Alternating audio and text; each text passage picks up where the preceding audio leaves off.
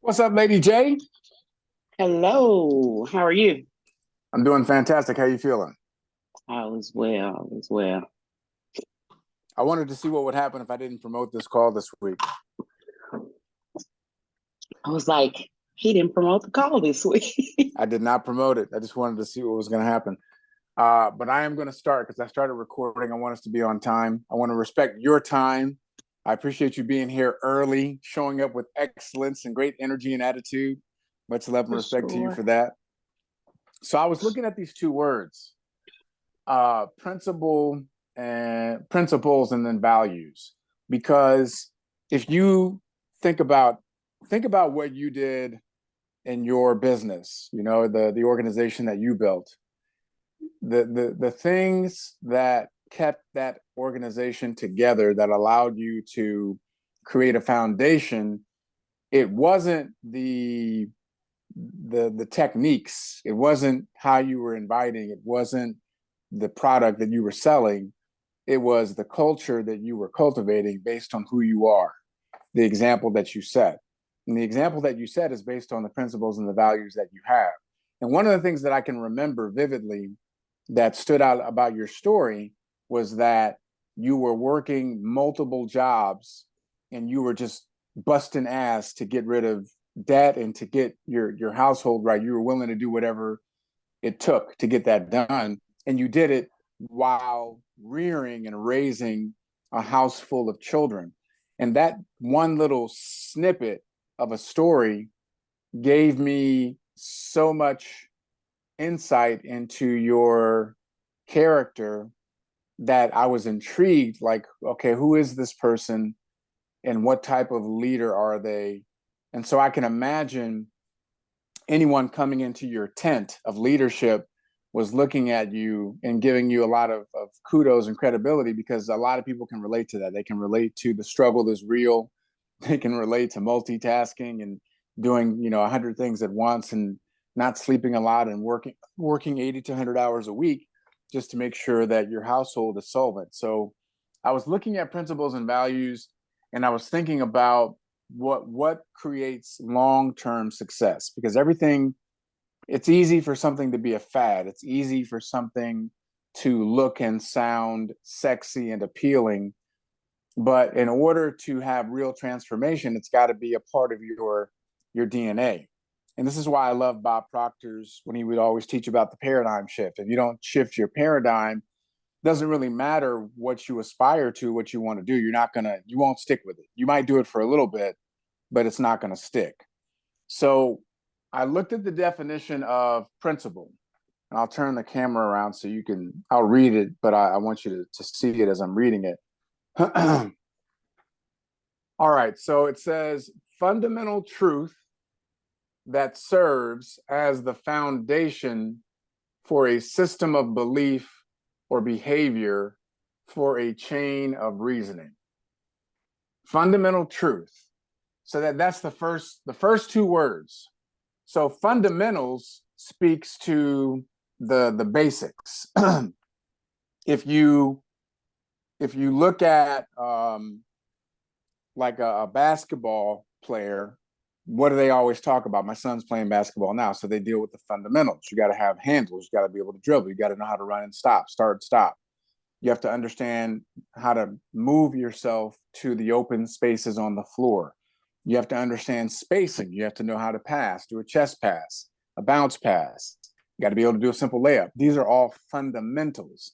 So when the first two words of principle are fundamental truth, then you got to have a foundation of basics that are constant and non-negotiable for you if you're going to live your life by principle. So another example is if I say I'm going to do something, then I do it. If I give you my word, then my word is law. It's a fundamental truth in how I operate. You have fundamental truths in how you operate. So let's say you have a goal, and a goal that's supersized. It's much bigger than where you are right now. Well, one of the things you have to establish is a mindset that's in alignment with the obtainment of that goal. So if I want to be an ultra marathon runner, for example, so I want to run 50 to 100-mile races, and I've never run longer than 7 miles in my life. So in order for me to do that, fundamental truth has to be for me, which is I embrace the unknown and I am willing to live my life in the what if of all things that are aspirational. So if I live my life in the what if, that's a fundamental truth in terms of how I live. Well, then I have a realistic opportunity to run and become an ultramarathon runner, because it's simply me starting my mornings off going for a run, and I'm only focusing on the possibilities and problem solving for completing a 50-mile or 100-mile race. So fundamental truth, first two words. Truth meaning it is self-evident. It's what we believe to be true. Now, a principle is it's very much, it's like the cousin of a law.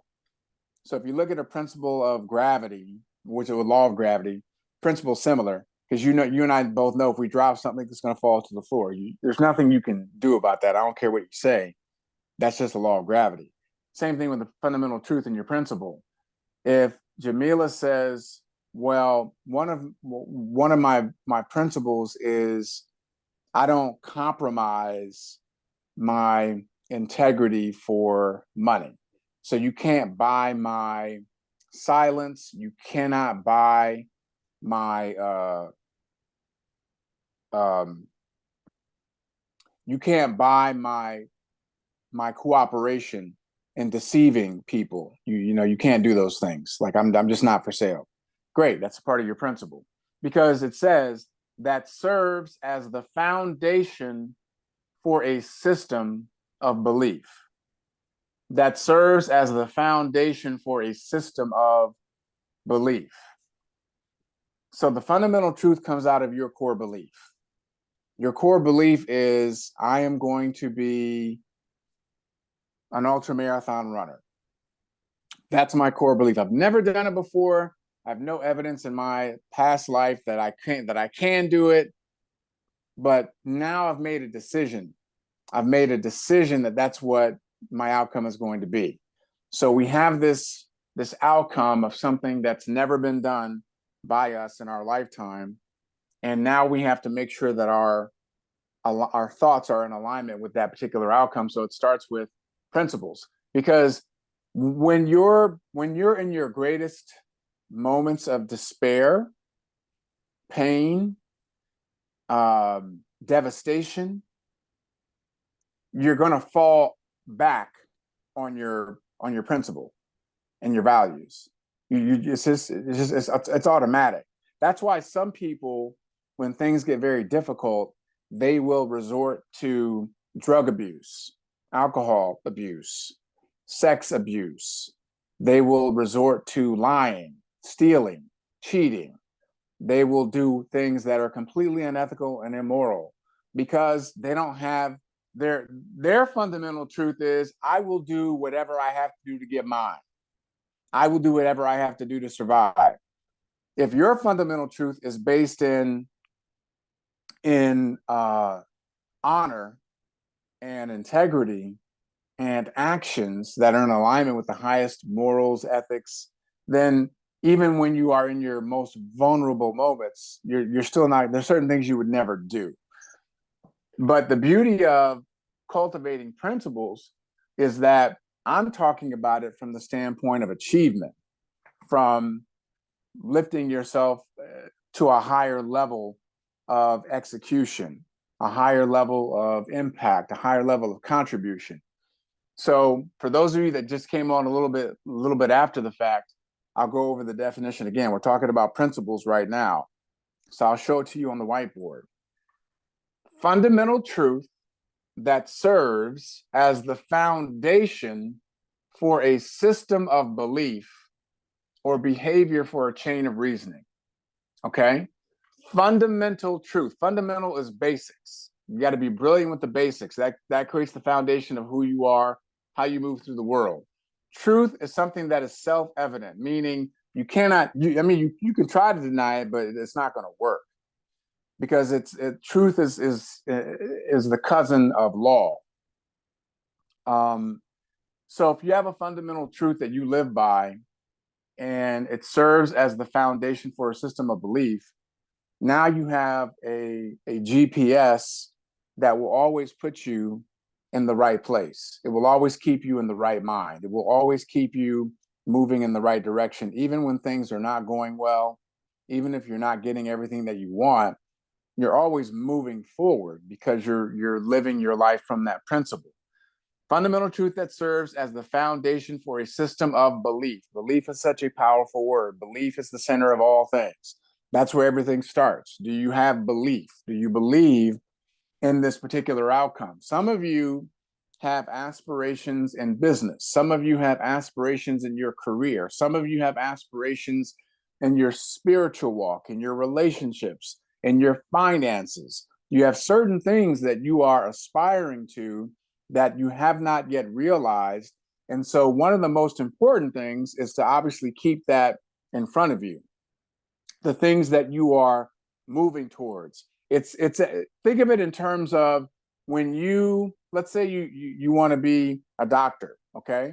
And you know that in order to be a doctor, you got to go get 4 years of undergrad, and then you have to get accepted into medical school, and that's going to be another 4 to 6 years of classes and lab work, and then residency, and then eventually you will obtain your license to be a practicing physician. Okay. Now, when you start that process, you have the end game up here. I'm doing this right now because I want to be a doctor. I want to help people. I want to serve. I want to bring value to this world as a physician. But you're far away from the goal at the beginning, right? Because you got to do 4 years of undergrad. You got to take the MCATs. You got to get matching. You got to do your residency. You got to go through a lot of different hoops and hurdles. And we're talking 80 to 100 hours a week when you're doing your residency. It's a grueling, very demanding path. But if you talk to anyone who's ever gone through that process, talk to your own physician. They will tell you that they just had the end. They began with the end in mind. Okay. And they had a belief that they were going to obtain that status. They were going to become a doctor. They had a belief. There was an uncompromising, unflinching belief that I can manifest this goal. So even though it was grueling and there was long hours and there's tons of reading and no social life and you smell like cadavers, and I mean, it's just you're fully entrenched in that world. But at no point in time, even in the midst of, man, I don't know if I can do this. Man, this class is kicking my butt. Even in the midst of that, you're going to fall back on the principle, which is the fundamental truth that serves as the foundation for a system of belief, because your belief says, I'm going to be a doctor. However you cultivate that belief, it's going to be different for different people. Some people have the belief because their mama was a doctor, the daddy was a doctor, their uncle was a doctor, the grandfather. It's been passed down. So even if they feel like it's difficult, they're still going to do it because there's something in them that is tied to the belief because they saw somebody else do it. Now, it's the same thing for your goals, same thing for your aspirations. It's really cultivating the belief in the outcome. So you draw from examples, you draw from real life real models, real life real models. I should call them role models, real models, people that you can reach out and touch who have and are doing what it is that you aspire to do. So if I want to be an ultra marathon runner, one of the first things I got to understand is that proximity is power. So I take my belief. My belief is, I'm looking in the mirror, I'm saying, Ed, what if I become an ultra marathon runner? What if I start competing at high levels? First thing I do is I identify people that are already doing it. I identify people that are in my age bracket that are already doing it. So I'm looking at 50 and over who are doing 50 and 100-mile races. I was literally just, I was watching a 76-year-old man running the 135-mile Badwater race, which is through the hottest parts of the Sahara Desert. It is an absolutely grueling race, and he's 76. So I look at that person and I say, I got to be in proximity to him because he's a real live human being. He's 25 years, 24 years my senior, and he's doing what I aspire to do, right? So what does that do for my belief? It strengthens it. It lifts it up. It builds it up. It takes me out of the realm of any self-imposed limitations, any small talk, negative self-talk, and I continue to stay dialed in to this particular outcome because it's happening right now in real time before my eyes. Somebody else who has no business doing it. And like, so now I have no excuse, right? Because what am I doing? I'm building and strengthening my belief, building and strengthening my belief. Because again, a fundamental truth that serves as the foundation for a system of belief. Belief is a science. Belief is something that we have to constantly cultivate. Belief is a lie that we have to be willing to tell ourselves until we believe it, until it becomes factual, until it becomes reality. Steve Jobs talked about the reality distortion field. Okay, so he would go to his engineers, his designers, and he would ask them to do things that had never been done. And they would look at him like, what do you mean you want us to create a mouse that moves, that's remote? Like there's no, we don't have the technology for that. What are you talking about? And he's like, I don't care, get it done. Like, if you don't get it done, I'm gonna fire you and find somebody who will get it done. And so he kept pushing the envelope. He kept pushing and really imposing his will because he was living in a reality distortion field to create something that had never been created before. I love what Henry Ford said. He said, I'm looking for a number of men who have infinite capacity for what, well, I'm going to mess up the quote. I'm looking for a number of men who have infinite capacity to not know what can't be done. Okay. I'm looking for a number of men who have infinite capacity to not know what can't be done. He's like, I don't want you, don't come into my plant, my automobile plant, talking to me about what can't be done, what we can't. I don't want to hear all that. I want to talk about what we can do. So when we are deliberate and intentional, which means what? You have to be willing to cut some things off. Okay, you all cannot get sucked into the vortex of scrolling university on your phones, right? Facebook, YouTube, there's all kinds of videos. We all have, we all are targeted based on our interests. I get a lot of videos on UFC, get a lot of videos on NBA, I get a lot of videos on NFL, like, and comedy. So I'm aware, but even though I'm aware, even though I'm telling you all this, I still have difficulties. I still find myself like looking at a game. Oh, let me look at another game. Oh man, did you see that triple overtime with the Phoenix, with the Clippers and the Sacramento Kings? I was like, oh man, look, Philly and the Celtics last night. Did you see Jason Tatum? And next thing you know, I've gone 20 minutes watching the highlights from two different games because the algorithm knows that that's what I like to keep my eyeballs on. So we all have to be very mindful of these weapons of mass distraction that I'm holding right now as I'm communicating with you about your goals and your dreams. We have to be very mindful that this weapon of mass distraction is going to be coming at us 24/7. Coming at us 24/7. That's awesome. That's awesome, Jamila. So having that awareness and really taking the time to build and cultivate the belief toward our outcome, really inundating ourselves with stories, similar stories, and then living from those principles. In other words, it's like success is not like it's non-negotiable. It's non-negotiable. The principle that I live by is that when I make up my mind to do something, it is done. It is done. I'm not going to get caught up in the weeds of how. That's where most people get caught up, in the weeds of how, paralysis of analysis. Well, I don't know how I'm gonna do it. It's none of your business. The commitment, you commit first, create second. Now let's talk about values. Values, the importance, worth, or usefulness of something. The importance, worth, or usefulness of something. So a value is something that you live by and you can identify in someone else.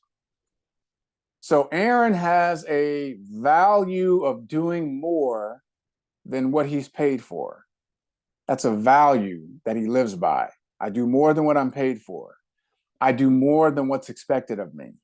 I leave a situation better than I found it. My value system dictates that I am not going to spend time with someone who sucks energy away from me, who is toxic, who is negative, who messes with my energetic space and that vibration. You and I do not share the same value system. You like to gossip, you like to talk about people and put people down. I like to lift people up. Our values do not align. You have a value system where you will sleep with anything and anybody. I have a value system that says, no, like I really have to know who you are.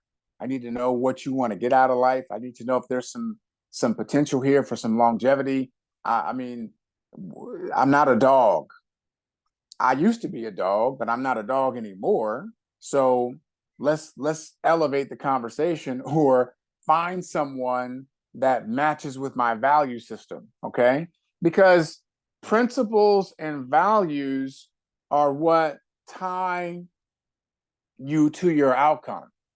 It gives you peace of mind when you know that you are a highly intentional human being that is committed to positively impacting the planet, when you know that your value system of hard work, commitment, consistency, supreme effort, excellence, and energy, when you know that you're moving from those principles and values, that you cannot be bought, that you're not going to compromise with the mediocre masses, you're not going to lower your standards in order to fit in to someone else's low expectation. When you're moving like that and you're moving towards your goal and your outcome, you have a certain kind of peace. So even in the midst of challenges, trials, and tribulations, even though you may not be hitting your target right now today, you're still living in the outcome of the target. Me, for example, if I want to become someone that runs a 50 or 100-mile race, I have to be able to start with a 4-mile run, and then a 6-mile run, and then an 8-mile run, and then a 12-mile run, and then a 15-mile run. And then I got to start stringing those runs together, back to back to back. I have to build up to that. And it's a process. But because of my principles and my value system, I live in the world of what if I can do this? What if I can be the first in my family to compete at that level? Man, what if I could be the first in my city to compete at that level? What if I could be the first in my company to compete at that level? So I start focusing on the power of possibilities in those outcomes, and my principles, because of the work ethic, the discipline, self-discipline, commitment. If I say something, it's done. My word is law. See, those principles and values are going to reinforce the outcome that I aspire to. And I'm just giving you the ultra marathoner as an example of all of us that have goals that perhaps are bigger than anything that we've achieved. Hopefully you have a goal that scares you. Hopefully you have a goal that makes you uncomfortable. Hopefully you have a goal that keeps you up late at night, that makes you like, man, am I a fraud for even aspiring to this? Am I just fooling myself? Am I being crazy? Hopefully you have a goal that has you questioning your own sanity. because that's where all the good stuff is, right? But making sure that your principles and your values are in alignment with that powerful word of cultivating your belief, because when you have that fundamental truth that serves as the foundation for a system of belief, and you tie it into the importance, worth, or usefulness of something, principles and values together, number one, it allows you to have clarity in how you're moving every single day. So now you're not going to be expending energy in useless directions. You're not going to be expending energy in useless relationships and conversations. You're going to be so focused and directed with your energy because you're in alignment. Your principles and values are in alignment with your outcome. Secondly, you're going to be able to identify who are those people that you can now be in proximity to that can help you get there. They may end up being mentors or coaches or teammates. In some way, shape, or form, they're going to help you get closer to that outcome because of your clarity. You begin to recognize other people that have that same level of clarity. You begin to attract into your energetic space people with similar energy, and you know who doesn't have it. You know where not to waste your time. You're much more efficient, and now you're moving and marching forward with such clarity that it gets you there faster. It gets you there with a greater sense of urgency. It gets you there with a higher sense of purpose and energy. So just wanted to get into the power of living your life through principles and values, because when things are hard, when people with no principles and values come into your space, you're going to have to contend with them. When things don't go right, you're going to have to contend with that. When you're dealing with unexpected events and various difficulties in life, when you're going through your valley, you're going to have to fall back on your principles and values. So you want to spend time cultivating, strengthening, reinforcing that every day. This is why people go to church every week. This is why people read their sacred texts, whether if it's the Bible or the Torah or the Quran. This is why people engage in prayer and meditation. This is why people have gatherings and studies. They do book clubs and Bible studies, because they're reinforcing principles and values, because they understand life is hard enough by itself. We don't need to make it any more complicated for us by not doing the work that really nurtures and nourishes our spirit and our principles and values as we're moving through life, so we can continue to elevate. And if we can elevate ourselves, we can elevate others. When you're elevating others, now you're being an example, you're being that spark, you're being that inspiration, and people are going to look at you and say, man, you know, you show up in such a way, like, I want some of what you got. I want to know what it is that you're doing. So that's all we got for you today. Ladies and gents, have an awesome and amazing week. I did have an experiment. I was telling Jamila I didn't promote this call. I wanted to see who was going to show up, because again, if you don't put it into your DNA, you'll forget about the call because you haven't put it into your DNA. So I'm challenging all of you all to invite people onto next week's call. I will promote next week's call. But anyway, have a great week. Thanks so much. Aaron, I will respond to your message. I know you wrote me about this weekend, but I will respond to it. Got caught up. But you all have a great weekend. I'll see you next week. Same time, same station. Take care. Thank you. Thanks. You got it.